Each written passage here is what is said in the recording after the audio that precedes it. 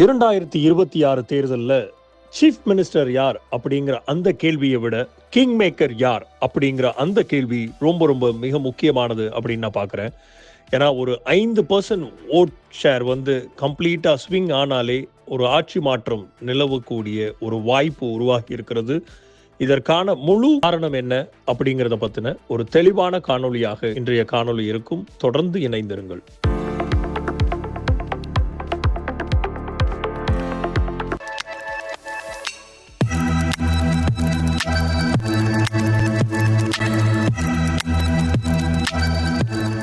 இரண்டாயிரத்தி 26 தமிழ்நாடு தேர்தல் இது ஒரு சாதாரண தேர்தல் இல்லை. இந்த முறை மக்கள் கேட்கும் மிகப்பெரிய ஒரு கேள்வி என்னவா இருக்குன்னா, யார் முதலமைச்சர் ஆக போறாங்க அப்படிங்கிறது இல்லை, யார் ஆட்சியை உருவாக்க போறாங்க அப்படிங்கிறது அர்த்தம் இருக்கும் அப்படிங்கிறதான் என்னை போன்றவர்களோட பார்வை. ஏன்னா ரியல் கிங் மேக்கர் யார் அப்படிங்கிறத ஒரு 3% இருந்து 5%, அதிகபட்சமாக 8% வெளுக்காடான வாக்குகள் ஒரு ஸ்விங் ஆனாலே இந்த முறை ஒரு முழு அரசியல் மாற்று சக்தி உருவாகிறதுக்குரிய வாய்ப்புகள் இருக்குது. அந்த ஸ்விங் யாரிடத்துல இருக்குது, அதுதான் இந்த வீடியோவில் நம்ம முழுசாக அனலைஸ் பண்ண போகிறோம். மிக முக்கியமாக கிங் மேக்கர் என்றால் என்ன அப்படிங்கிறது உங்களுக்கு முதல்ல தெரியணும். கிங் மேக்கர்னா அவர் தானே ஆட்சிக்கு வர வேண்டிய அவசியம் இல்லை, ஆனால் யார் ஆட்சிக்கு வரணும் என்பதை தீர்மானிக்கக்கூடியவர் தான் கிங் மேக்கர். தமிழ்நாட்டில் இது ஹிஸ்டாரிக்கலாகவே ரொம்ப ரேர். ஏன்னா பல ஆண்டுகளாகவே 2 பெரிய கட்சிகள் தான் டாமினேட் பண்ணிக்கிட்டு இருக்கு. ஒன்று டிஎம்கே, மற்றொன்று ஏடிஎம்கே. ஆனால் 2026 சிச்சுவேஷனே வேற மாதிரி இருக்குது. ஏன்னா இதில் ஒரு மிகப்பெரிய ஒரு multi corner contest almost confirm ஆயிருக்குது.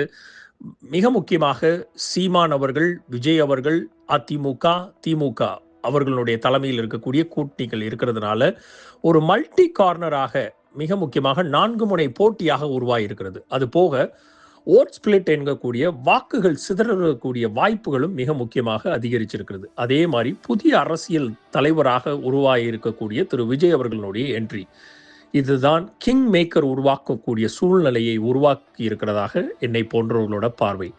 மெயினாக பொலிட்டிக்கல் பேட்டில் ஃபீல்டு 2026 தேர்தலில் கோர் ஃபைட் வந்து எப்போவுமே டிஎம்கே அலைன்ஸுக்கும் ஏடிஎம்கே அலைன்ஸுக்கும் தமிழ்நாட்டில் இருந்திருக்குது. அப்போ டிஎம்கே முன்வைக்கக்கூடிய வெல்ஃபேர் ஸ்கீம்ஸை நாங்கள் மக்களுக்கான பல்வேறு திட்டங்களை வகுத்திருக்கிறோம். அதே மாதிரி எங்களுடைய ஆட்சி அதிகாரத்துக்குரிய ட்ராக் ரெக்கார்டு வந்து மிக ஸ்ட்ராங்காக இருக்குது அப்படிங்கிறத முன்னிறுத்தி அவர்கள் வாக்கு சேர்க்கிறதுக்குரிய வாய்ப்புகளை உருவாக்கியிருக்கிறாங்க. அதே மாதிரி அதிமுகவை பொறுத்தளவுக்கு ஆன்டி இன்கம்பன்சி வேவ் வந்து கேபிட்டலைஸ் பண்ணுங்கிற ஒரு முயற்சி இருக்குது. ஆனால் இந்த இரு கட்சிகள் மட்டும் ரிசல்ட்டை டிசைட் பண்ணுமா அப்படின்னு யோசிச்சு பார்த்தோம்னா பண்ணாது அப்படிங்கிறது தான் மிக முக்கியமான ஒரு காரணியாக இருக்குது. இந்த தேர்தலில் வெளியிலிருந்து வரும் தேர்ட் ஃபோர்ஸ் தான் ரியல் கேம் சேஞ்சர். அப்போ கிங் மேக்கருக்குள்ள கண்டெண்டர்ஸ் யாரு, இப்போதைக்கு இருக்கக்கூடிய அந்த கிங் மேக்கரை உருவாக்கக்கூடிய மிக முக்கியமான இருவர் யார் அப்படிங்கிற அந்த போர்வையில தான் திரு சீமான் முதலிடத்தில் இருக்கார். ஏன்னா சீமான் பற்றி அரசியல்ல 2 எக்ஸ்ட்ரீம் கருத்துக்கள் எப்பவுமே இருக்கும். ஒன்று வந்து அவர் ஓட் கட்டர், அதாவது வாக்குகளை பிரிக்கக்கூடியவர். அதே மாதிரி ஒரு ஃபியூச்சரான ஆல்டர்னேட்டிவாக திகழக்கூடியவர், வருங்காலத்தில் இருக்கக்கூடிய மிக முக்கியமான ஒரு சக்தியாக உருவெடுக்கக்கூடியவர். ஆனால் உண்மை என்ன, அவர் தொடர்ந்து ஓட் ஷேரை வந்து அதிகரித்து கொண்டே வந்திருக்கிறார். கடந்த முறை தேர்தலில் 1% ஆரம்பித்து 2ஆக ஆரம்பித்து 3ஆக ஆரம்பித்து 5 விழுக்காடாக ஆரம்பித்து இன்று 8 விழுக்காடாக உயர்ந்து நிற்கிறது அவருடைய வாக்கு சதவீதம். அதே மாதிரி யூத்தில் ஸ்ட்ராங்கான ஐடியாலஜிக்கல் கனெக்ட் வந்து திரு சீமான் அவர்களுக்கு இருக்குது. கிராஸ் ரூட்ல ப்ரெசன்ஸ் வந்து ஸ்லோ ஆனால் ஸ்டெடியாக ஒரு க்ரோ ஆகிறத நம்ம தொடர்ச்சியாக பார்க்குறோம். முக்கியமான பாயிண்ட் என்னன்னா, அவர் ஜெயிக்கிறாது என்பது முக்கியம் இல்லை, அவர் எங்கிருந்து ஓட்டை எடுக்க போறாரு அப்படிங்கிறது தான் மிக முக்கியமான பார்வை. பெரும்பாலும் டிஎம்கேயோட ஓட் பேங்கை ஸ்பிளிட் பண்ணுகிறார் அப்படிங்கிற ஒரு பார்வை இருந்தால் கூட ஒரு கான்ஸ்டியூன்சியில் 4 to 6% ஓட் ஸ்பிளிட் ஆனாலே ரிசல்ட் முழுசாக மாறிடும் அப்படிங்கிறது தான் உண்மை. இதனோட எஃபெக்ட் தான் 20 to 30 சீட் வந்து ஸ்விங் ஆகக்கூடிய பாசிபிலிட்டி இருக்கும். ஆனால் சீமான் வந்து ஒரு சைலண்ட் கிங் மேக்கராக இந்த 2026 தேர்தலில் இருப்பார் அப்படிங்கிறத பெரிய அரசியல் வல்லுநர்களிலிருந்து சிறியதாக அரசியலை நோக்குபவர்கள் வரக்கூடிய மிக முக்கியமான பார்வையாக இருக்குது. இரண்டாவதாக விஜய் 2026 தேர்தலினுடைய பிக்கஸ்ட் அன்சர்டனிட்டி, அவருக்கு மிகப்பெரிய ஒரு மேசிவ் ஃபேன் பேஸ் இருக்குது, பொலிட்டிக்கலா ஆடியன்ஸ் கனெக்ட் இருக்குது, யூத் அதே மாதிரி ஃபர்ஸ்ட் டைம் ஓட்டர்ஸ் மீது இன்ஃப்ளூயன்ஸ் பண்ணக்கூடிய ஒரு பாலிடிக்ஸ் இருக்குதா அப்படிங்கிற அந்த பார்வையெல்லாம் தாண்டி அவரோட பாலிடிக்ஸில் ஃபுல் ஃப்ளெஜ்டாக என்ட்ரி பண்ணினால் மட்டுமே இது சாத்தியமாகும். அவர் இப்போதைக்கு ஒரு பார்ட் டைம் பாலிட்டிஷியனாக அப்பப்போ வெளியில வந்துட்டு திருப்பி வீட்டுக்குள்ள போகிற மாதிரி ஒரு பொலிட்டிக்ஸை அவர் நரேட் செய்ய விரும்புகிறார். ஆனால் அது ஒரு பொலிட்டிக்கல் எர்த்குவேக் அப்படிங்கிறது மிக முக்கியமான கேள்வியாக இங்கே எழுப்பப்படுகிறது. அவர் யாரிடமிருந்து ஓட்டை எடுக்கிறார் அப்படிங்கிற அந்த பார்வையை பார்த்தோன்னா, மறுபடியும் அது டிஎம்கேயோட ஓட் ஸ்பிளிட் ஆகிறதுக்குரிய வாய்ப்பும், அதிமுகவினுடைய ஓட் ஸ்பிளிட் ஆக வாய்ப்பும் இருக்கிறதாக பெரும்பாலான கருத்துக்கள் இருந்தால் கூட, கம்ப்ளீட்டா ஒரு நியூ ஓட் பேங்க் கிரியேட் பண்ணக்கூடிய வாய்ப்பு அவருக்கு உருவாகி இருக்கிறது. வேர்ஸ்ட் கேஸாக மேஜர் பார்ட்டிஸ் வந்து விஜயை வந்து ஒரு 8 to 10% ஓட்டை ஷேர் எடுத்தாலே மிகப்பெரிய ஒரு தொங்கு சட்டமன்றத்துக்கு ஹங் அசெம்பிளிக்கு உரிய சிச்சுவேஷன் உருவாகக்கூடிய வாய்ப்பு இருக்கும். அந்த சூழ்நிலையில் அவர் யாரை சப்போர்ட் பண்ணுறாரோ அவர் தான் ஆட்சி அமைப்பாருங்கிற அந்த ஒரு விஷயம் வருமா அப்படிங்கிற அந்த ஒரு கேள்வியும் எழுந்து கொண்டே இருக்கிறது. ஆனால் விஜய் வந்து ஒரு பொட்டன்ஷியலான மெகா கிங் மேக்கராக திகழ்வாரா அப்படிங்கிற அந்த ஒரு பார்வைக்கு விடை மே 4ஆம் தேதி 2026 கிடைக்கும் அப்படிங்கிறதான் உண்மையான விஷயம். மூன்றாவதாக பாரதிய ஜனதா பார்ட்டி, பிஜேபியினுடைய நிலை தமிழ்நாட்டில் ஒரு யூனிக்கான நிலைமையாக பார்க்கப்படுகிறது. ஏன்னா அவங்களுக்கு டைரக்டாக எந்த டாமினன்ஸுமே கிடையாது. ஆனால் இன்ஃப்ளூயன்ஸ் ஆக ஆரம்பிச்சிருக்காங்களா அப்படின்னு கேட்டிங்கன்னா, அண்ணாமலை அவர்களுடைய வருகைக்கு அப்புறம் தமிழ்நாட்டில் ஒரு விதமான ஒரு இன்ஃப்ளூயன்ஸை பாரதிய ஜனதா கட்சி எல்லா கிளைக்கழகங்கள் மூலியமாகவும் அது பரவி இருக்கிறதாக தெரியப்படுகிறது. அதே மாதிரி சென்ட்ரல் கவர்மெண்டோடைய பேக்கிங், யூனியன் கவர்மெண்டோடைய ஒரு பேக்கிங் இருக்கிறதுனால மிக முக்கியமாக ஒரு வளமான ஒரு கேம்பெயின் மிஷினரி அவர்களுக்கு இருக்கக்கூடிய பணபலத்தை வைத்து ஒரு அலைன்ஸோடைய ஃப்ளெக்சிபிலிட்டியும் இப்போ வந்து அவர்கள் உருவாக்கி வைத்து கொடுத்திருக்கக்கூடிய அலைன்ஸை தான் வந்து அதிமுகவினுடைய தலைமை ஏற்றுக்கொண்டு வழிநடத்த போகிறது அப்படிங்கிற அந்த ஒரு ஃப்ளெக்சிபிலிட்டியான ஆப்ஷன்ஸும் அவர்களுக்கு இருக்குது. அதே மாதிரி அவளுக்கு இருக்கக்கூடிய மிகப்பெரிய ஒரு வீக்னஸ் என்னன்னா, லிமிட்டடான கிராஸ் ரூட் ஓட் ஷேர், அதாவது கீழ்மட்டத்தில் இருக்கக்கூடிய ரொம்ப ரொம்ப ரொம்ப சொற்பமான ஓட் ஷேர். ஆனால் மிக முக்கியமான விஷயம், அவர்கள் யாருடன் கூட்டணி போகிறார்கள் அப்படிங்கிற அந்த ஒரு பார்வையில் இப்போதைக்கு அதிமுகவினுடைய தலைமையிலான கூட்டணி அதுதான் ரிசல்ட்டை டிசைட் பண்ணும் அப்படிங்கிற அந்த பார்வையில் மிக முக்கியமாக பிஜேபி வந்து ஒரு ஸ்ட்ராட்டஜிக்கா ஒரு அலைன்ஸ் ஓரியன்ட் கிங் மேக்கராக இருக்குமா அப்படிங்கிற அந்த பார்வையை நாம் உற்று கவனிக்க வேண்டியது அவசியமாக இருக்கிறது. அது போக சின்ன சின்ன பார்ட்டிஸ் வந்து மைக்ரோ டைனாமிக்ஸ் லெவலில் தமிழ்நாட்டில் பிஎம்கே, அப்புறம் டிஎம்டிகே, ரீஜனல் கேஸ்ட் பேஸான பார்ட்டிஸ் நிறைய இருக்குது. இப்போ கிருஷ்ணசாமி அவர்கள், ஜான் பாண்டியன் அவர்கள், ஏசி சண்முகம் போன்றவர்கள்ங்கிறவங்கெல்லாம் பல ரீஜனல் குழுக்களாக ஒரு விதமான அவர்களுக்கான ஜாதிய பின்புலத்தின் எடுக்கக்கூடிய ஒரு கேஸ்ட் பேஸ் பார்ட்டிஸாகவும் உருவாகியிருக்கிறார்கள். ஆனால் க்ளோஸ் கான்டெஸ்ட்ல பார்த்தோம்னா 2% 3% ஓட்டு தான் விக்டரி மார்ஜினை தீர்மானிக்கும் இந்த 2026 தேர்தலில். ஆனால் மிக முக்கியமாக இந்த தேர்தலில் 4 முனை போட்டியில் ஓட்டுகளை பிரிக்கக்கூடிய ஒரு கணிசமான அரசியல் நடக்கும். அப்போ இந்த எலெக்ஷன் வந்து ஒரு பிக்கஸ்ட் ஃபேக்டர் வந்து